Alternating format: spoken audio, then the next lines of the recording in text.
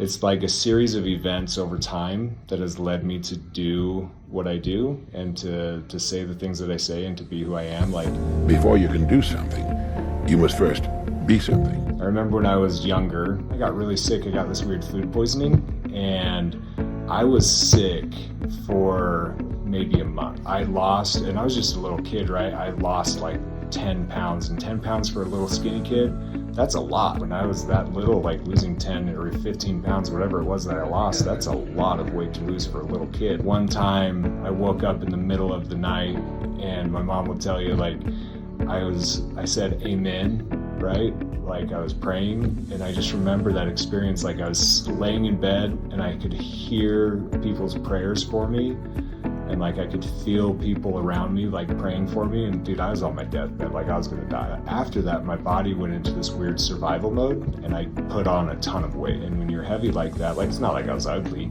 right? But I was definitely overweight, and you get that self-confidence issue, and you kind of have to talk your way out of it, right? And you have to start believing in yourself, and you have to believe that you can do more and be more, and you got to push for better and to be better. And so like every single day I was into sports, and so being overweight in sports is hard, right? That pushed me to be better, learning to communicate, because like if they're not going to appreciate the way that I look, then they're going to appreciate the things that I say, right? And the things that I do, and the way that I act, and the way that I am seen and approached by other people, right? And so I definitely had to learn that early. In my first year of high school playing football and basketball, I went from 296 all the way down to 234, dealing with who I was in high school, where you're just a little hooligan, right?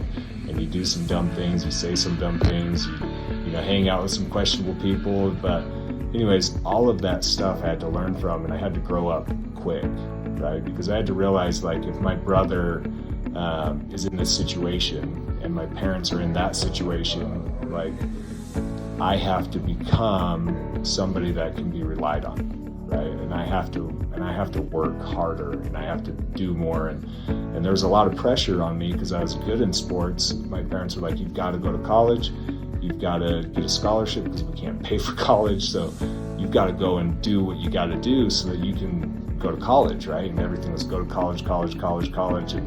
And I finally just was like, screw it. I graduated high school, I'm not going to college, right?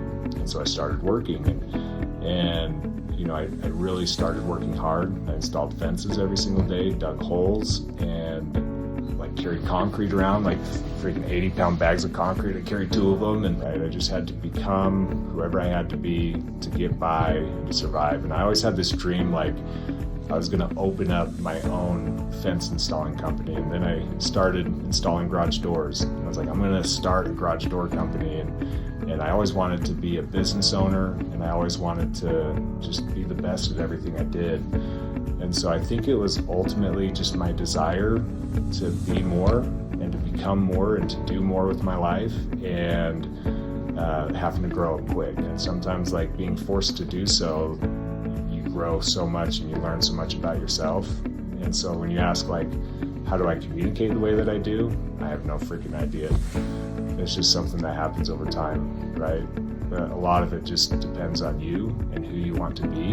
And I still ask myself, like, who do I want to be when I grow up? And I think I've identified who I want to be. And that person that I want to be has to be good at speaking.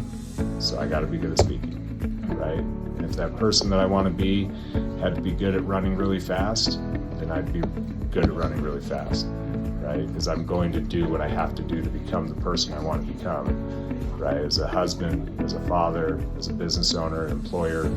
Like, if I want to be those things, and if I identify as those things, then I've got to do those things that person would do, and I've got to do them every single day, right? So when I pick up my kids, I want them to know that I'm the best father for them, right?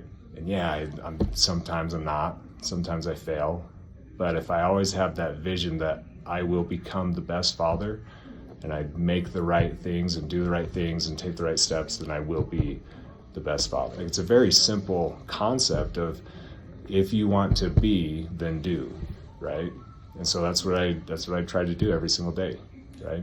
And that's how I've become good at speaking And hopefully people notice when I come in a room, because that's what I've wanted them to have, right? And hopefully other people see me and say, like, I want to be like Josh. And then they go, what does Josh do? And then hopefully they do the things that I do so that they can be like Josh. Because you're not just going to end up being like me or like that guy or the other guy. Like, you got to do those things.